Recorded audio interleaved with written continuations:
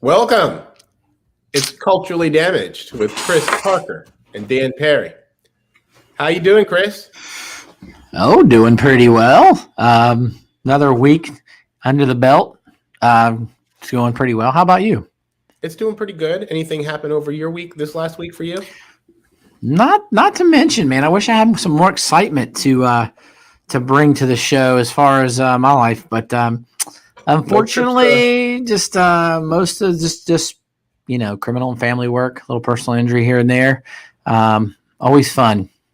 Do anything over the weekend? Any boating? Any trips to amusement parks or feeding alligators to the kids or kids to the alligators? No, nothing like that. Just did a lot of yard work. I got a live oak in the front yard, and it just sheds leaves this time of year like crazy. So just middle class dad problems. Just every weekend blowing and raking leaves. I do have this sweet vacuum that I've mentioned on the show before. It's really made my job easier, but yeah, man, just a lot of raking and had a little fun though. When I came down to Dunedin, had some fun. Oh, I recently bought a golf cart. I didn't tell you that. We actually, our company bought a golf cart. So we are in the golf cart community now, and we're going to deck it out in the Hendry Parker logos and lights, and we're going to get it out there, sort of like the Jeep. You've got the famous Jeep that drives around town, the lawyers, jeeplawyers.com. We're just going to try to get out there and get into some festivals and some parades, and at the same time, just kind of cruise around town, both Dunedin and Palm Harbor in our cart. Well, if you have any questions about additional accessory lighting, just let me know. I do know a thing or two about that. So the good and the bad sometimes, Absolutely. Yeah. I really know nothing about it. I just know that we got this good deal on a really nice looking golf cart that's hardly used. And so really we're starting from scratch. So we're ready to get some lights on it. So yeah, you're the man to talk to. If anyone can get attention from their vehicle, it is you. Yes, I had somebody actually beeping and honking at me the other day, and then they texted me and they said that it was them. So it's hard to miss me out there. Sometimes I have to be a little nicer than I'd like to, just because I have the logos all over, and even without the logos, everybody still knows who it is. So, yeah, I thought about putting like a decal for our company on the back of my car, and then I thought, I really gotta behave if I do that, because I'm gonna go out and be like, that's gonna be like a terrible Google review every time I cut somebody off, Or you flip them off when they cut you off. That's the hard part that I don't like, is that when people like do something improper to me, like I have to just kind of bite my tongue or not give them the bird or something just because I am in my vehicle. So yeah, road rage is real. That's for sure, and that's tough. Yeah, so I just don't do it. I just have a Bucks thing on my license plate, and that's pretty much as far as I go with my opinions on my car. All right. Well, this weekend I had a double session of yoga. Double session. So well, Saturday and Sunday. All right, and I see you were at the Honeymoon Island, weren't you, at one point? Yeah, that was a third session. That was Tuesday evening. Oh, okay. Yoga on the beach. So yeah, yoga on the beach is actually going to be a much more. I can see it. I shouldn't say much more advanced, but a more advanced class than the beginner stuff that I take on the weekends. So. For us Joe Six-Packs who really don't, we've seen yoga, we know what it looks like from the outside. We see the people taking their pads in and doing the funny stretches, but can you kind of give us an idea of like what is the goal? What do you have to do, and what is the end game? I mean, I know if I take Taekwondo, the end game is to be able to defend myself, right? But what's the end game in yoga? Well, it's probably, as with a lot of things, I think a lot of it's a little personal. But, overall, the idea for me is to develop increased flexibility, strength, especially the upper body. I don't use weights. And so I want to be able to just maneuver my body, have the flexibility, not worrying about whether I'm going to pull something. I'm doing a lot more running and biking and all the other stuff. And so I want to make sure that I maintain an overall fitness. And so you're working on balance and things like that. And so those are things that may not matter a whole lot in our 30s or 40s, but especially as we get older, balance and those support muscles become a much more important part of our physiology. So that's my goal. So, I mean, there's certainly a physical aspect, but is there a psychological aspect to it as well? Like, I always feel like there's some kind of zen Well, to. for some people, I think it's more so, but for me, it's more the physical stuff. At the end of it, you have a little time where you get to sit down or lay down for a couple minutes and relax. But for me, most of this is more physical than it is the meditation part of this. Yeah. So, what do you just contort your body in the several ways that provides resistance that builds muscle? Is that what you're doing? To a certain extent. I mean, your different, poses / stretches and different things. And some of them can, they're much more, I shouldn't say much more, but they are more advanced generally than like what you used to do when you're playing baseball or soccer as a kid and everybody gets you around the circle and you do your stretches. And so they're doing a lot of different things where your body is contorted in a different way to stretch those other muscles or ligaments and other things that are not usually stretched. So for me, especially, it's an issue with like my back and my like hips, is to make sure that those things are very stretched out and flexible. Obviously, for the back, for main, big reason to have a strong back. And so those are my goals because I've kind of made my decision now that I'm going to go ahead and try to train for a half Ironman. And so that's a total race. Nice. I think it's around 70 miles or so. Jeez. Of a total race. That's biking, swimming, running, right? Yeah. Yeah. So it's about a mile swim. It would be like a 60-mile bike ride and then like a 10-mile run or give or take or so. 13-mile run. Wow. That's so crazy. Yeah. So and someday it's not really on the schedule or anything yet, but maybe I might even shoot for that. The full Ironman. So, our friend Evan and his wife had been training for that. I think COVID put the kibosh on that one. Oh, speaking of COVID. Yeah. Yeah. But the goal would be that, and my goal, I think, would be maybe by September or October to try to compete in a half or something along those lines. So now, is it normal for athletes, not that you're an athlete, but is it normal for athletes to partake in yoga to build their strength and flexibility? The smartest ones are, yes. The smartest athletes do. So wasn't it Herschel Walker that used to do ballet? Mm-hmm, Remember that? Mm-hmm. Yeah. I saw the other night there was a special on, and I think it was on TV because I think he was the second African American to join a very distinguished ballet group or something. And but just when he was jumping through the air, and you just realize like the strength, the coordination, the agility that those ballet dancers have, I could kind of see why Herschel Walker would have looked into that, because in order to do that kind of stuff, you just have to be so flexible, so your body, so much body control and all that kind of stuff. So yeah, I mean, world-class athlete. It looks like the guy could still play. I'm not sure his mind's all there, but his body's amazing. I remember the guy used to do like 2,000 push-ups and 2,000 setups a day. He was doing ballet. You already have a tutu. You ought to just go ahead and take that route as well. I do have a tutu. It's a rainbow tutu. It's my pride tutu. That's right. Mm-hmm. So you could go. You would already have a leg up. Get it? Leg up? Yeah. Yes. That was that tutu was played a very important role in Dave Ellis's campaign. Yes, and he will tell you as such. Yeah. So the magic tutu. Go bold or stay home, and if you want to get elected judge, you got to have the magic tutu. Well, let me tell you, most people who run for judge or who help people run for judge kind of, they're a little shy.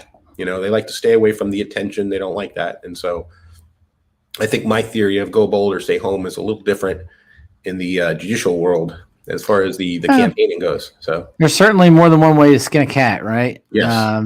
It might not be a tutu. It's your tutu may be somebody else's something else, but unicorn hat or something, right? Yeah, just something that stands out, gets attention. Yeah. It's all about getting attention and creating conversation, especially with the right people. Yeah. And yes, and so what else is going on? What do you want to talk about today? Last thing. So I've been buying these exotic meats and stuff. Yes. Week, right? So I got elk. this last week. Elk. Okay, so Elk. you've had So- ostrich, you've had kangaroo, and now you've had elk. And I've had elk. Yep. I also bought red drum, which is very similar to snapper, so they say. Yeah. Oh yeah, red But drum. I have not eaten that yet. That's still in the freezer. So Yes. Well, you can catch red drum out here. They are. Yeah. They are quite abundant here out in the shallows. But I want to hear about the elk, though. That's Well- interesting to me. And elk is a huge animal, right? Isn't it like in the moose family? Yes. Well, I only had a very small. I think I had like 8 ounces, and it was they call it stew meat. So essentially, it's basically just the extras when they're cutting it off of the other steaks and all that kind of stuff. So I made fried rice cauliflower with elk. So instead of using beef or pork or chicken, I just put in elk. Did it taste like venison? Did it taste like chicken? Tasted Did it just taste like any other cow? fried rice that I would. Yeah, it really. The reality I think is there's so many flavors involved and so many things in there that you're not gonna. If it had a gamey flavor, it would have been disguised. I don't think it had. I don't think it's as gamey as venison though. So venison can be very gamey. I'm not even sure that I can say that I care for it, except for in the jerky variety. I do like the deer jerky. Like jerky. Being from West Virginia, I'm a jerky boy. Being from West Virginia, everyone was killing deer all the time. They get the day off of school, the first day of deer season, and everyone's out murdering deer. And there was this plethora of deer meat everywhere that everyone was just making. They would take deer and make jerky because most people didn't have anywhere to freeze their deer, so they had to cook it up as pretty quickly as they could. And so there was a lot of deer jerky going around, and I would always finagle my way into getting a big can of deer jerky during deer season. But delicious. Well, nice. Now, speaking of West Virginia, and I don't know anything about college football, but college football, I don't know much about that either, but college basketball. But I do know that March Madness did start today. Well, I guess it depends on who you ask. Some people might say it started yesterday, but I think the official tournament started today. I don't know. Florida was playing. I don't know if they won or not, but Florida did win. Florida did win. Right. So Florida won today in overtime. Yeah, the Mountaineers are in the tournament this year. They're ranked fairly high. I think they're playing another West Virginia college. Is Morehead State in West Virginia? No, that's actually in Kentucky, Morehead, Kentucky, okay. But just near the border. It is right off of very very close to Huntington. So we're bringing back the old. Maybe that's why I thought maybe it was in there because I thought it was close to Huntington. So we're kind of bringing back the Hatfields and the McCoys there with that game, huh? Nah, sort of. I was really hoping the Herd would get in this year, but they pooped the bed in the first. Well, I guess you would call it. They kind of got a bye in the first round. There's a playing game, and then they played Rice and lost. So no Herd this year. A couple of years ago, I think it was 4 years ago, 3 or 4 years ago, we played West Virginia in the tournament, which was amazing because we don't even play them during the regular season anymore. They canceled that game. So I'm hoping that the Herd gets in next year. But yeah, West Virginia's very good. I have to be honest with you. I have to make a confession. I filled out my bracket yesterday, and I did pick West Virginia to go to the finals against Michigan. Wow. I'm not a huge West Virginia fan, as you know, but I do have a lot of respect for Bobby Huggins, Coach Huggins, one of the winningest coaches in college basketball history, living legend, coach up in Morgantown, went to school there. They have a team that plays a lot of strong defense. They rebound, and they just grind you down. And I think that's good in the tournament. That's the kind of thing you need. That's the Tom Izzo type of Michigan State team that's just going to grind you down. And I think they could have a lot of success in this tournament. I think they will. I could be wrong. I usually am. Well, we all usually are wrong about college basketball. I mean, there's very few people that ever get that kind of stuff right. But I did fill out a bracket this year. I have no clue really who I was picking or anything like that. Spur of the moment, man. Yeah. So I did go through the bracket. Yeah. Well, I used to. She doesn't like your picks. Yeah. I usually fill them out online, so you can actually click a button that will show you like a lot of the information on the teams and what the odds are of this team winning and this team winning, and then you pick it that way. But I did it this year the good old fashioned way, man. Just a pen and paper, and then we slap it up on the door. I got mine and Don's next to each other, and Don's my legal partner. And so at the end of each round, we'll go in there and score them up and see who wins. And we got a free lunch. We got a lunch on the as part of our bet. Whoever wins gets a free lunch from the other one. Well, I guess it's not free. The other one just pays for it. That's a much better bet than the old thing with that damn chip thing, isn't it? Yeah. I guess so. I guess I could order a chip for lunch if I wanted to. I was trying to see what I picked Arkansas to Ooh. reach the finals. Pig Suey. Yeah, and I think and against Gonzaga, and I had go ahead and with Gonzaga winning, so that's what I went ahead and did. Let me look at mine real quick. Give me a second. So yeah, I have WV. I think I had him getting to like the Elite Eight or something like that. Just because I got family from West Virginia, so might as well. Who knows? I literally had to take it off the door. Yeah. Because it's old school. I got it put up on the door. But yeah, I got the Zags too going in the Final Four with Michigan and Baylor and West Virginia, of course. But Arkansas, I want to see. You got Arkansas beating University of Florida. Yes, I guess, yeah. and then beating Baylor.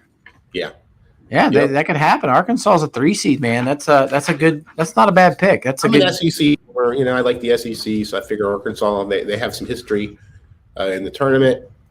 They do. They do, man. Back in the 90s, they had some really good teams, national championship teams. Was it Richardson? Carlos Richardson? Richardson. Yeah. Yep. So I figured, what the hell? Oh, Richardson, the coach. Yeah, I know you're talking about. Yes. Yes, that was what is it called? 45 minutes of chaos. They called it because they won 2 titles, didn't they? During his. I think they did. I think that was while Bill Clinton was the governor of Arkansas. Those are the golden days of Arkansas. Some people probably would deny that, but they had a successful black basketball coach who won national championships and Bill Clinton as governor. I'm sure it seems like a far cry from today's Arkansas, but they do have the number 3 seed Arkansas Razorbacks, and they're pretty damn good. I mean, I guess there's what better segue than, especially when you consider who's on the radio here, than that. Then let's segue into this. It's not your old Arkansas, and it's also not your old Republican Party. You shared an article with me where my boy George W. He said that the Republican Party is not the party that he essentially signed up for. It's unrecognizable, I think was his words. So it's pretty interesting. I mean, the last I guess you'd say 5 years, there's been a major shift in the Republican Party, kind of from the old guard, which was the George W. Bush, the George H.W. Bush, Ronald Reagan, Republicans, who got a little too war hockey, I think, during the Dick Cheney years. Obviously, as being a college student and being a progressive college student back when George W. Bush was president, I guess I was a grad student at the time. It's probably my 5th or 6th year grad school. I remember that I didn't think it would be possible to hate anybody more in the world than George W. Bush. But looking back on his politics, he did make some major policy errors, especially foreign policy errors. I mean, major. I mean, we went to wars that were completely unnecessary. Thousands of people died, which an argument could be made that he did more damage than what Donald Trump did during his 4 years or 8 years in office. But it's a completely different party, though. I mean, it was a party of small government. It was a party of at least showing some respect for the other party. There didn't seem to be the just non-subtle, unequivocal racism that there is now. And it really has changed. But I mean, I can tell you now that even though people like George W. Bush no longer recognize where the Republican Party has gone under Trump's leadership, the people that supported Bush are probably the same people that support Trump. And I don't think they've gone anywhere and changed. They may have just turned their head the other way, but I don't think that they've done anything differently. It's not a different electorate that's voting these people in. It's just a different way of approaching things, I think. Well, I think there has been somewhat of an exodus from the party over the last 4 years. And he even said he didn't vote for Trump in 2016. But one of the things that he did that I do remember when reading the article was the idea of compassionate conservatism. Mm-hmm. And he did try. That was where McCain and the group tried to do the immigration reform. That was when Rubio. Remember, I mean, way back when Rubio was actually part of that same group that was calling for some sort of immigration reform that would have led to a path to citizenship. Yes, and I think that was one of the criticisms, which is why at one time I thought Rubio was a halfway decent guy. He was actually for immigration reform. But of course, as soon as the Trump started to rise to power, the entire party became the most anti-immigrant. Yeah. Well, he boarded the Trump train after Trump made fun of him, made fun of his ears, called him Little Marco, small hands, belittled him in front of the entire world during these Republican debates, and then Marco tries to come back at him with some other jokes of his own about private parts, and thinking he can maybe stoop down and get to his level. And he figured out really quickly that didn't work. So if you can't beat him, join him. And that's exactly what he done. He boarded the Trump train back then, and he's still on it, and he can't find his way off. And I think he's got a major political problem right now because there is an exodus from that style of politics, and people that like Marco Rubio are going to have a hard time competing from here on out in general elections because they've taken such a far stance, such a radical stance on so many things now. Whereas it's a total opposite of where they used to be with compassionate conservatism. Well, and that's such a thing of the past. Well, and from where Rubio physically resides as well, we have Trump and his entire Mar-a-Lago, what do you call it, compound. That's pretty much right in his backyard too. So he's got a lot of these Republicans that are coming in to visit Trump and everything right in his backyard. And of course, one of the I think his daughter has talked about running for Rubio's seat. So he's really in a hard place right now, where he's got to essentially kiss up to Trump and the Republicans just to prevent another Trump from running against him. Because if a Trump runs against him in the primary, I just can't see Rubio winning that primary. My understanding is that is it Ivanka? Recently did announce that she was not running for that seat. Okay. That I guess Rubio had pushed the right buttons or something and got the right things done so that's not going to happen. But I would really like to see the Republicans run somebody against him from that. But he's been so loyal to Trump throughout the last 5 years. But where does that get you? Nowhere. Where does loyalty to Trump get you? And I mean, we can talk about Mike Pence. We can talk about William Barr. We can talk about all these people in his administration that have been loyal to. Yeah. And what does that loyalty get you? It buys you some time is all it does. And so he's going to realize really quickly that that's going to be fatal in his political career, because if the Democrats can put someone that has a warm body and some common sense. The days of Bill Nelson, even though congratulations, Bill Nelson, looks like he's been nominated to lead NASA, which, I'm not sure exactly what NASA's doing these days. I know there's a Mars rover up there, but, he was once in space, so I guess that makes him qualified to do that. But who are some people that you'd like to see on the Democratic side run for that seat against Marco Rubio if he wins the primary? It's going to be tough. Whoever it is, they have to have at least one or more, somewhat. It doesn't have to be a statewide election, but at least have one, have won some or participated in some good elections where they actually know what they're doing. They have a campaign group that is knows how to run a campaign, an effective campaign, a winning campaign. I think too many times we see people getting thrown into these races without enough experience. And so what if they just have name recognition? I mean, when Trump ran, he'd never held a political office before. I do understand what you're saying, and I agree with you. But if you have like instant name recognition already, say like Ivanka Trump, who's never held an office and can probably win that primary, what if you could get in that way? Now, I don't really have any names for you. I don't know, Jimmy Buffett, maybe. Like I'm not sure exactly who that would be, but The Rock. What's The Rock doing? Doesn't he live in Miami? Well, I think there's, I don't know. Obviously, and I'm not advocating that these people run. I'm just but pondering. Nikki Fried has been talked about running for governor. So there's going to be a few people that are going to run for governor, and so maybe whoever doesn't do that, Now, kind of speaking of the governor's office, I saw this thing and I mentioned to you earlier that David Jolly was considering running for governor, but as an independent. So he, somehow, I don't like the idea of him running as an independent.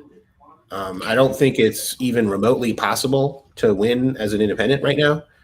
And I think if he runs as an independent, he probably just hands the governorship back to DeSantis. And so that's how I see that. I don't, I heard him talk about he's only going to run a campaign if he actually feels that he has a viable campaign. But with the way the Republican Party has been lately, I just don't see how they can support anybody who is not part of the Trump train.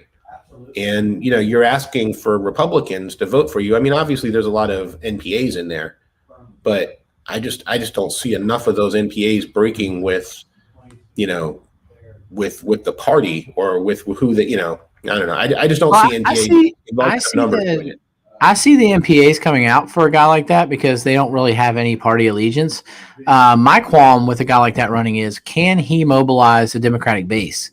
And I mean, the Democratic base is hard to get out. They're especially hard to get out during non-presidential years. But he's not running as a Democrat. That's the issue. That's what I'm saying. Yeah. Is he's going to have a problem getting any Democratic vote. I mean, if the Democrats run a pathetic candidate, maybe the unofficial push could be behind someone like David Jolly, but there's going to be a Democratic candidate, and he's not going to be able to get Democrats. Republicans are obviously going to be deeply rooted in DeSantis, and actually his running and losing could be a great example, a microcosm of what's wrong with our country, is that there is no center. There really hardly is a center. The center is being disintegrated and moving to the right and to the left. And it's the same thing with our financial system. I mean, the middle class is being disintegrated as people get richer and people get poor. And it's just like I said, it's a microcosm of kind of what the problem is. You either have to run from one side or the other. I just don't think running from the middle is really going to get you anywhere. I think it worked for Joe Biden. I think it worked for Joe Biden because we had a pretty unique situation with the president.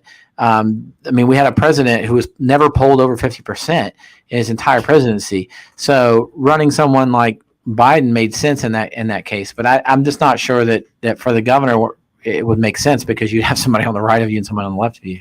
Well, and I think that and this is one of the things that I always hear people talk about the parties. And he even kind of made this, I don't want to take the lesser of two evils, blah, blah, blah. But the other reality is that is true if all you do is sit there and vote. Like, if you don't join a party and you just vote for one or the other, then yes, you are just picking of one of the two evils, I guess. But if, just like myself, I didn't see myself as a progressive. I saw myself as a center right, center left type person.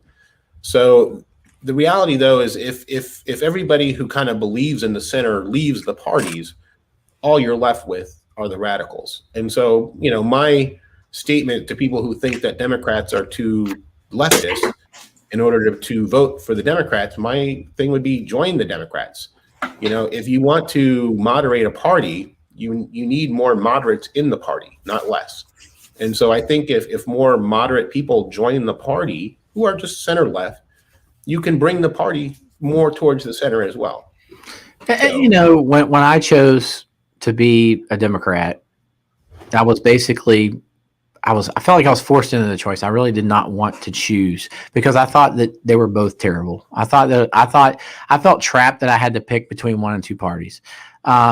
Now I do a lot more reading, and I find that in most countries, a lot of powerful countries, you don't have more than one party. You have one party states where you don't get that choice. And so while it could be worse, it could be a lot better. Why do we only have two parties? I mean, we know why, but as a country, can't we figure out big problems if we work together, like the president says? And one of those problems, I think, is only having two people or two choices in every election, only having two parties to choose from. My own personal beliefs are aligned more with the Democratic Party, certainly more so than the Republican Party, especially the Republican Party now. I don't want anything to do with it. The Republican Party of old, that you were probably a member of back before, it seemed like 2016, that believed in small government, smaller spending, personal accountability. I believe in those virtues. I do, but I always thought it came down to the golden rule. of helping those who need the most help, treating people how you would like to be treated. And that party was more aligned with mine. But it's not the principles of the party that bother me. It's just the politics of having just two parties, Coke versus Pepsi, black versus white. I just wish there was another way that people could take another angle in trying to get power in this country. I agree. It's going to be hard though. It's one of those things I think, and this is where I think that your mom says good afternoon. Hi, Carol. Hey, mommy. But the real issue though, I mean, not the real issue, but one of the things is that I guess we have to deal in reality. And there's not going to be more than a two-party system here for the foreseeable future. At least not one that's powerful, right? Not one that could win. I mean, it's just, and it's one of those things like you can beat your head up against the wall all you want, or you can do all this stuff. But if you want to win elections, you got to run within the system that we have.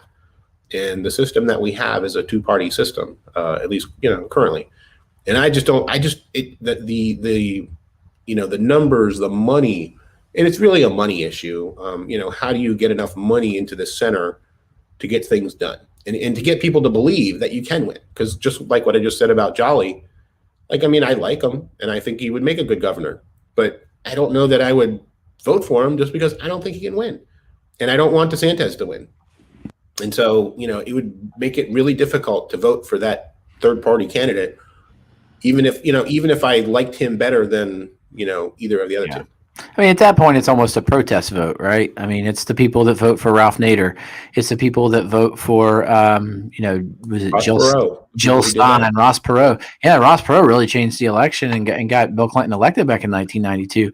But, at some point, a third party's got to get so many votes before they start getting more federal subsidy in order to become an actual recognized party. Because if you notice, when you do go vote, there aren't just two names on the ballot, right?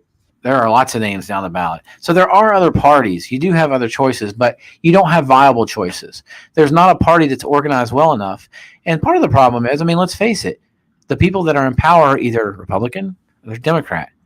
What are those people going to gain from there being another opposition?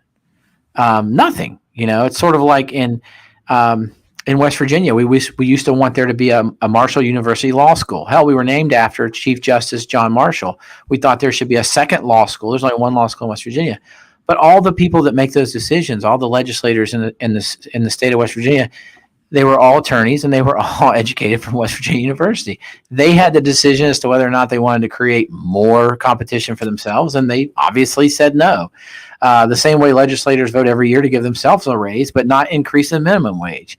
It's a self-serving institution in a lot of different ways, and as long as they're going to be the ones that make the decision, unless there's some kind of change in the Constitution, or maybe the Republican Party starts to fracture, and I don't think this is going to happen, but if it could, and if it did fracture, and part of those people went off to make one party, and then the Trump people went off and made a MAGA party, and we did have three parties. The problem is those are three parties, that aren't very good choices for most people. Well, and I would say too that if Trump had formed his own party, which I think that's what it would take, though. It would take somebody with the popularity, though, of Trump in order to form their own party, because he would have enough of a financial base. He would have enough supporters to do that. And then what would be left of the Republican Party would then be forced to reform and could actually become a viable, because there are a lot of NPAs that are out there that probably would join a more center Republican Party. So I just would hate to see that party be another one of these nonsensical right to life or pro-birthers or whatever parties, as opposed to something, because that's that litmus test right now. Like, Republicans will not elect somebody who is anywhere near pro-choice or has any sort of idea about. That's the thing, Dan. That's the problem, is there's all these litmus tests for everyone to pass in order to be their party's candidate. And if you don't fit right neatly, like right into their train of thought, then you're most likely not going to be elected. Now, there are outliers. I mean, Donald Trump was certainly not your traditional Republican when he got elected. But when you're looking down all the way down the ticket to the local level, it is hard to get elected without, really kissing the what of the party leaders. And there are some people that just don't want to get down in that. I'm one of them. I was always like to hold office. I always thought that it was something I would want to do. But the more times that I meet with party leaders and just get involved in the politics of both sides and the way that it works, the less I want to even get involved. And that's not a shot at anybody. I don't blame the people that are in the system. I just blame the system as the way it works on its own. But it's not too late for there to actually be what you're talking about, though, for a MAGA party to be formed and a Republican Party to kind of branch off on its own. But you got to admit that would be just a huge gift to the Democratic Party, being a split Republican Party. Yeah, and it's one of those things that I think obviously short term it would, but like you said, Republicans are going to have a hard time winning national elections if they continue down the path that they're going. They are going to win plenty of rural areas. I mean, there were areas where Donald Trump had 85 to 90% of the vote. Even if 10% of those people peel off and vote for the Democratic candidate, they're never going to, win those state elections or those, local elections. But from a national perspective, I think it's going to become increasingly more difficult for Republicans. Now, obviously, there's only really one national election that we worry about.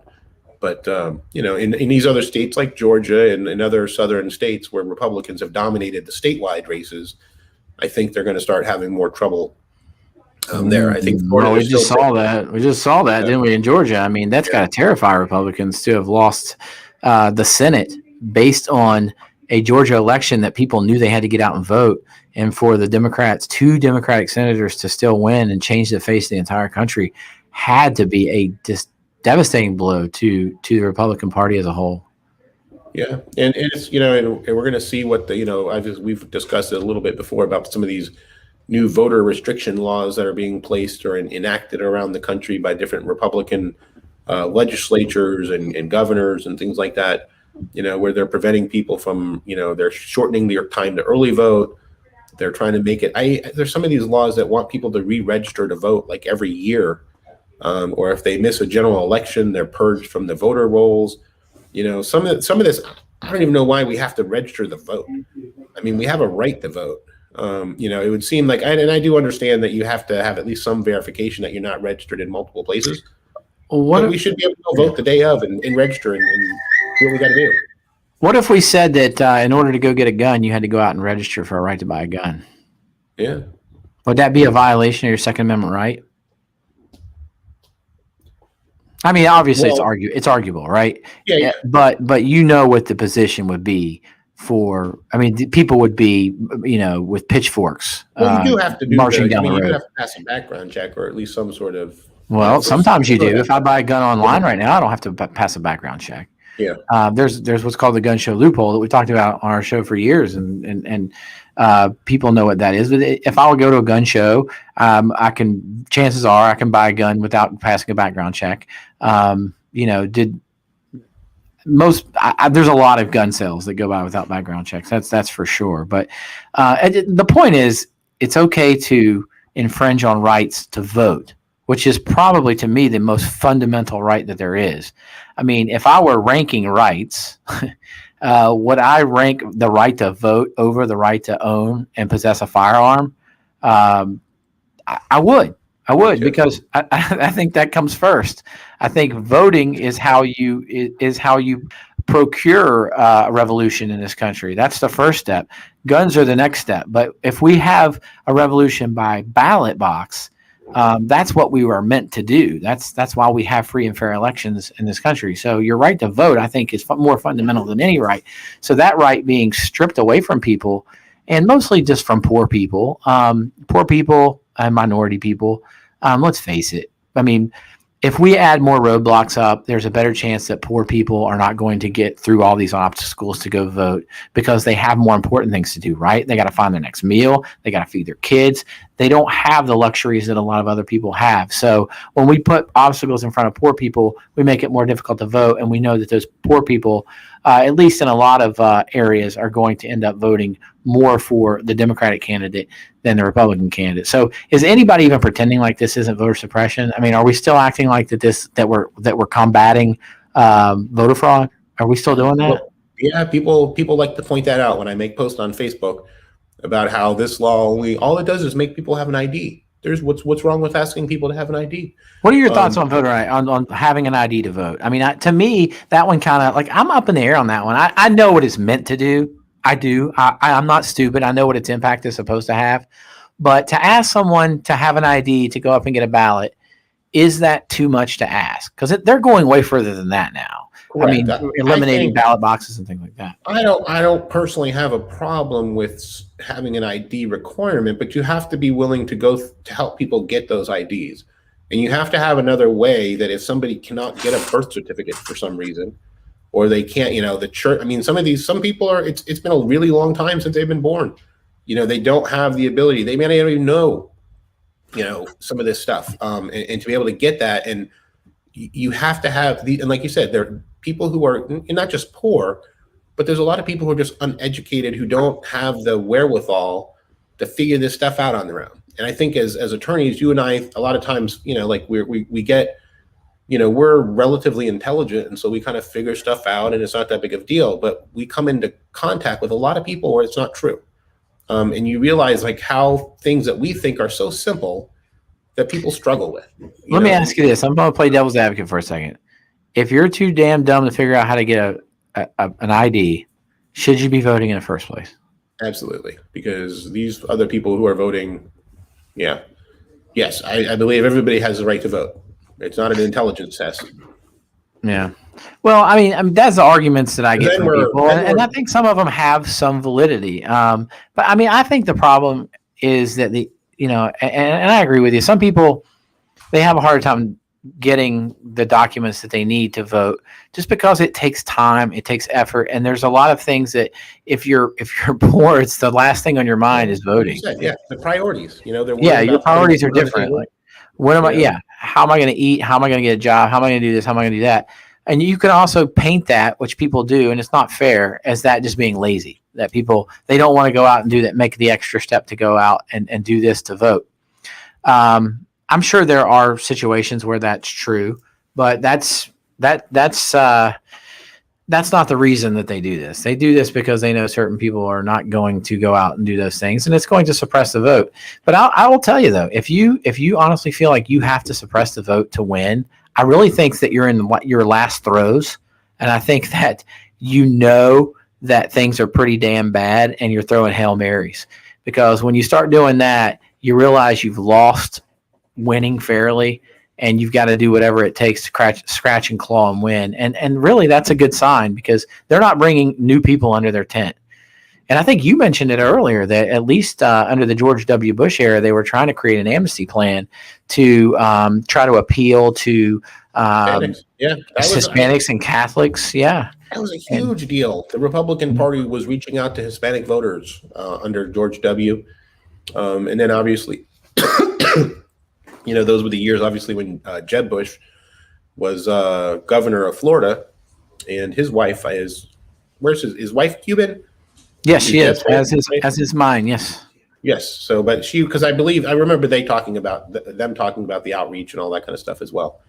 Well, what happened with that is, Karl Rove really kind of pushed a lot of that, because he knew that if there was going to be a Republican Party past 2030, that there was going to have to be a minority identity that they could track. Yeah, they were going to have to bring somebody new into the fold, and if it couldn't be the white man party anymore, and that the way demographics were changing, that a good place to start would be with Hispanics because they share a lot of values with Republicans because they're hardworking people. A lot of them are Catholic and they're religious, and they're against abortion, and so a lot of inroads were made, and we were even seeing a lot of those in the 2020 election and in the 2016 election, in that Miami sort of helped push Trump over the victory line in 2020 for Florida. But when all those House representatives had to leave Washington and go back to their podunk towns and tell those people that they were going to have an amnesty path to citizenship for Mexicans, for Cubans, and for other immigrants, they said, hell no. You go back to Washington, you tell George W. Bush, to hell with him, we're not doing that. And that's what happened. They went back and they told him no, and then that was the end of it. We never heard from it again. And those efforts were kind of stymied at that point. Well, speaking of the efforts that were stymied, your boy, Pepe Le Pew, recently was stymied even further than his actions. The skunk? The skunk is no more. So, Pepe Le Pew. Yeah, the rapist skunk? Well, and that's one of those things, right? Like we thought of, I remember watching the Looney Tunes and probably never really thought anything of it. But, I was having a conversation the other day with a younger woman, and it's like, yeah. And, she's like, yeah, that's pretty much what it was. And again, does it mean now we also have video games, and I've heard this, we have Grand Theft Auto where people are shooting and burning hookers. And so, I do think that we need to look more than just at the obvious stuff or not the obvious, the younger children stuff from the old days. We do need to look at our current stuff as well. But it was, the reality is that cartoon was showing little boys that if a girl doesn't want to be with you, just keep pushing, push. That's called stalking. Yes. That's called stalking now. You have several of those clients, don't you? Or have had? Yeah, I've had stalking victims. I've had people that are accused of stalking. I mean, we deal in that all the time. People, you always hear your grandpa say, I asked your grandma out 42 times before she said yes. And it's like, oh, that's so romantic, grandpa. But now you're like, whoa, I don't know if that's romantic at all. That's kind of weird. I can't believe she finally said yes. Maybe she did because she was scared, But yeah, I mean, listen, you change Mr. Potato Head. You do all these things, but like my understanding is, especially like with the Dr. Seuss, is that there was no political pressure to do that. That was the family's decision to change some of the Dr. Seuss books, right? Mr. Potato Head, I believe, was done by the toy company, Hasbro maybe, who decided they were going to make some changes. They wanted to be more progressive, but that's just life. Life is changing. The world's changing. Our culture's changing. So things are changing like that, but that is scary to conservatives. And that's why they use it as such a great fodder to get people excited that Democrats and progressives are trying to change our whole way of lives. They're trying to take away genders. They're trying to take away bathrooms, so that you have to go to bathrooms with everybody. And it's scary though to them. Like they're freaked out. They think that their whole way of living is going to be gone soon, and it's being taken away. And maybe it is in some ways, right? I mean, is it okay to smack your secretary on the butt and tell her good job at the end of the day? Or that used to be very acceptable. It's not anymore. But is that a bad thing? Is it a bad thing for us to eliminate certain things from our society that are fair and damaging to other people? I mean, well, in that lies the idea of privilege. Like that you and I as men never really had to be concerned about, and we probably would have been woo. But, like we didn't have to worry about coworkers or bosses or something making sexual advances or things towards us and making us uncomfortable. The idea that, this is being brought up a lot in England right now, the UK, where a female was found dead. And I think it was an actual police officer, a sergeant or something within the Metropolitan Police there that was arrested for it. And it's the idea that it's kind of been suppressed in the UK, that this discussion about, women's rights and how women are treated by men and the misogynistic behavior. And I think we actually, from a sports perspective, Deshaun Watson Now I believe he's being sued by 7 women, massage therapists for inappropriate behavior. And so those are things, and I think a lot of times, these are those areas where in the past we've kind of chalked up a lot of that stuff as, well, that's boys will be boys. What else do you expect? This guy has been given everything, and women are throwing himself, and it was kind of the excuse for that, to allow that stuff to happen. But obviously, when you go to get a massage, and if you're at a massage parlor, a regular massage therapy place, there should not be any inappropriate, just because you're, maybe naked under a towel doesn't mean you have a right to touch the therapist or, do stuff like that. Maybe it's the defense attorney in me, but I find the timing in this very odd. If you don't know much about sports, Deshaun Watson, was paid a lot of money by the Houston Texans to play quarterback for them a few years ago, but they've traded they had, I think, 6 Pro Bowlers on their team last year. To put that in perspective, the Bucs only had 1 Pro Bowler on their team last year. The Houston Texans had 5 or 6 Pro Bowlers, with Deshaun Watson being one of them. The other 5 have been traded off. He doesn't like the way the ownership is happening. He wants to be out of there. He wants to be gone. He's basically turned his back on the whole city of Houston by doing that, and says he wants to play somewhere else, even though they paid him a boatload of money. He has no disciplinary issues ever before this. He's never had a problem that I know of while he was at Clemson, while he was a national champion there, or since he's been in Houston for the years he's been there. Now, all of a sudden, when he's had it with the ownership, he's ready to get out of town, all of a sudden we see 7 women come forward with claims. Now, maybe it happened, maybe it didn't, but I'm under the impression that we're innocent until proven guilty, and I hate that. I hate that the courts of public opinion have already decided in all these cases that these men are guilty. And if he is, let him pay the price. Obviously, I think it's terrible. That shouldn't happen. But we do have court systems for that. And we'll have to see. I mean, like you said, but it does become troubling. I mean, I think if you have 1 or 2, I think it's a little easier to kind of say, well, maybe they misinterpreted or something, or maybe, there's politics involved or whatever. I think when we start to have 7 people come forward, it starts to raise a little bit more of an alarm, as opposed to, concern. And so it certainly does. It certainly does raise concern. I mean, if you have 7 people willing to go out and lie and commit perjury, obviously the chances of that happening are a lot, it's just less likely that that's the case unless you have 1 or 2 people that are coming out and doing it. But stranger things have happened. We saw the Duke lacrosse incident, but more oftentimes these people are correct. I'll say that straight up. Most oftentimes what we find is that there is some truth to this, and that there is some foul play, but we have to allow the man to defend himself before we can come to that conclusion. And the timing is just really odd, because I've never heard anything bad about this man at all until all of a sudden, he's kind of crossed the ownership of the Houston Texans, and now all this stuff's happening. So. Well, and I could see, I could easily see the Texas owners kind of persuading one person to maybe come forward, and maybe they weren't going to do it and they came forward. But then it's kind of like, once the first person would come forward, that's usually what happens. I mean, with Governor Cuomo and in New York, you had 1 allegation, and then that turned into 2, and I think it's up to 4. Personally, I think some of those things are maybe more in misinterpretations of his behavior potentially. But there are some concerning things in there. Sure. I mean, I haven't read through the descriptions of all the accusations, and I'm not saying that they're not true. I'm not saying that. They could be 100% true. It's happened with a lot of people, and it's happening right now with Cuomo, and it's the same issue.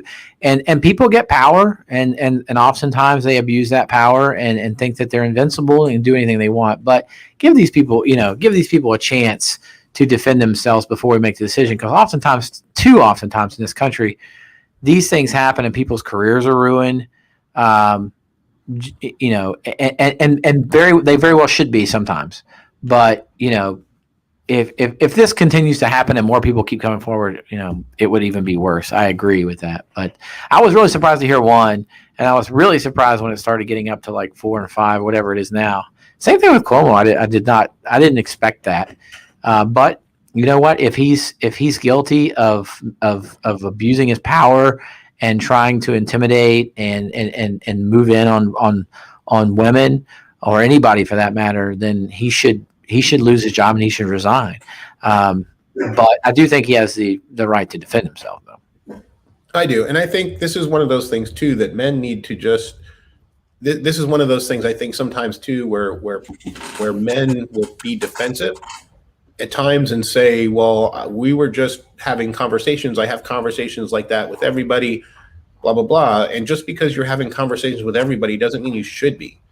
And conversations that revolve around asking about sexual partners, whether you would sleep with somebody or not.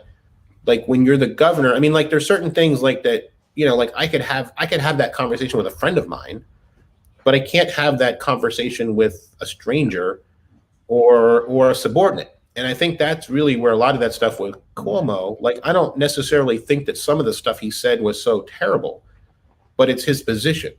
Right. It's his position as governor. Like you don't ask an assistant, like, would you sleep with older men if that's what happened? Yeah, I agree. You're held to a higher standard as a governor of the state of New York. I mean, a lot of very famous people in our history have served in that seat. There's a lot of power and respect that go in history that go with being in that office, and to not be more careful about what you say and to hold yourself to a higher level and to a higher standard, and being careful about how you talk to people and not just being kind of reckless in how you deal with it because you get so drunk on power. Does say a lot. And I think that's what happens is people get drunk on power. We see people do it with robes all the time, right? I've seen on a personal level, I've seen what do they call it? Robotitis, when you get a black robe on and all of a sudden your life changes. I tell people all the time before you get elected judge, I'm like, don't catch that robotitis. It's pretty bad. But yeah, you get a lot of power. You get drunk on it, but you have to be more careful. But I mean, can people be victims of the world changing around them? For instance, whoa. Oh, sorry. I muted it. My grandfather, before he passed away, and I've had clients that's come in here that are much older, and they've referred to people as colored people. This colored person over here, and I jump back and I'm like, whoa, man, easy with the colored people talk, man. Like we don't do that here. But they didn't mean anything by it. And is it racist? Yes, most likely. But they thought that was the term that they use now. And if you do the same thing but with your actions when you're talking to people, is that forgivable? I'm not saying it is. I'm asking. No, well, I think obviously some of those issues it depends on who you are and what your position is. And I think we expect our elected officials to know better or have a better awareness of the times that they live in, the times that they're governing in. And they should know better. I mean, it is different. It can be different when you are dealing with an office of people who are very friendly, and sometimes things get, personal, and then somebody maybe takes it too far. That's a little different than when you are an actual elected official or somebody of power. People in those positions, and they should know better. And if they don't, hopefully, others will see this as they'll see it the appropriate way, and not as political correctness going crazy, and preventing men from being men. Like this is just about like women actually, they should be allowed to carry out their daily business without feeling like they're a sexual object or Absolutely. Somebody. Absolutely. Absolutely. But you also don't want this to become like holding in football, where they say this could technically be called on every play. Yeah. And they just pick and choose when they want to call it. So there has to be some accountability, and I don't think that that's the problem. I don't think that there's women that are coming forward just to take advantage of the fact that they can. But we should give people the right to defend themselves in certain situations. But certain things in life have to cease from happening. Those days are over, and if that's canceling your culture, then so be it. There are certain aspects of the American culture that need to be canceled, and I think that it's time that somebody can come and stand up and say as such, because we have terrible parts of our culture, and changing it, if it makes it better for all of us moving forward. We're never going to be a perfect union, but we want to be at least a more perfect union. So if we work towards that, and that means getting rid of some of the old things of the past, then to me, so be it.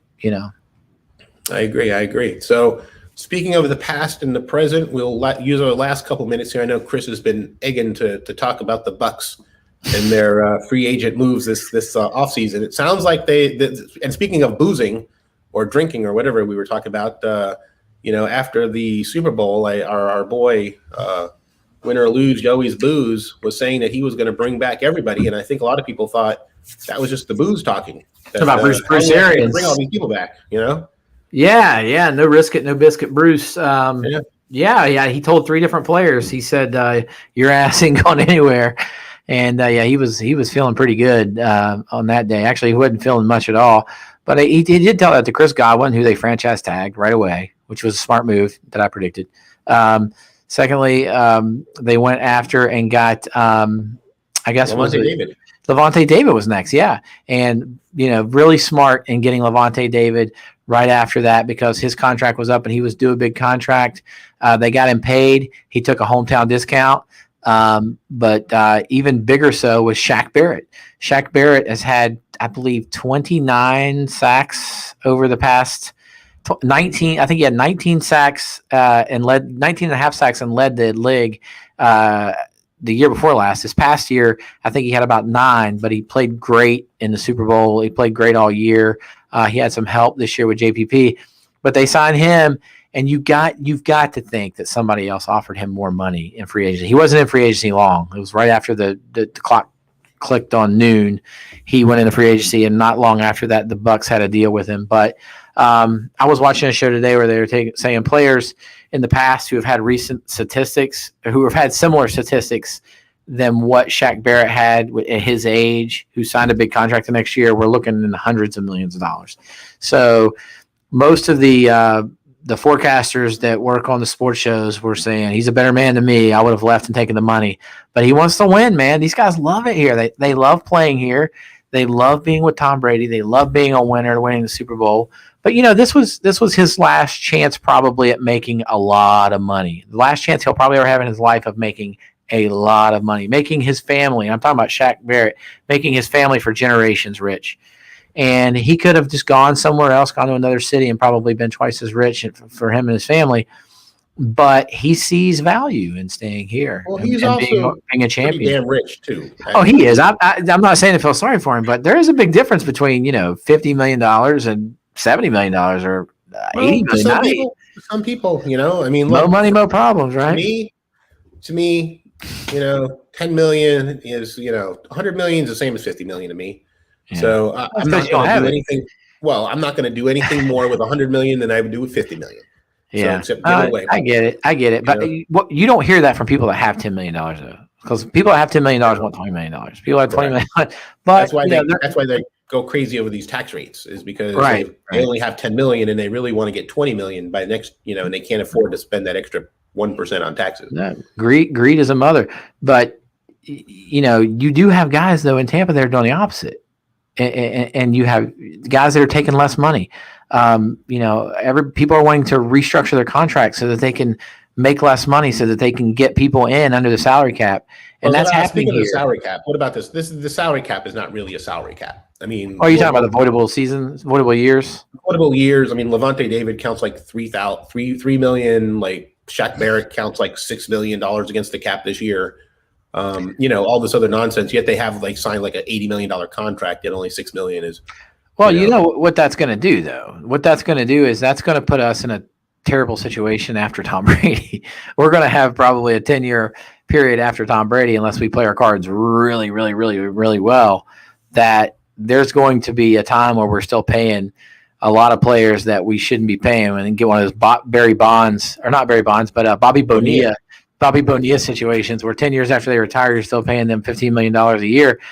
But I mean, I think you go all in right now, man. You're going to be favored to win the Super Bowl right now. They're already talking about us being favored. At the end of the season, people were saying the Chiefs were probably going to be favored. But once we've re-signed all these people back onto the team, now they're already talking about us being the favorite. And you got to think, and I predicted this on the show a long time ago, that the Bucs are going to make a run and they're going to get James White and Leonard Fournette's going to be gone. I heard they're still talking to Leonard Fournette, but that's going to be, I think, up to him if he wants to come back for whatever they want to pay him. Yeah, he'll come back. And apparently the Seahawks are on him pretty hard right now too. But James White is a great receiver out of the backfield, who Brady's comfortable with.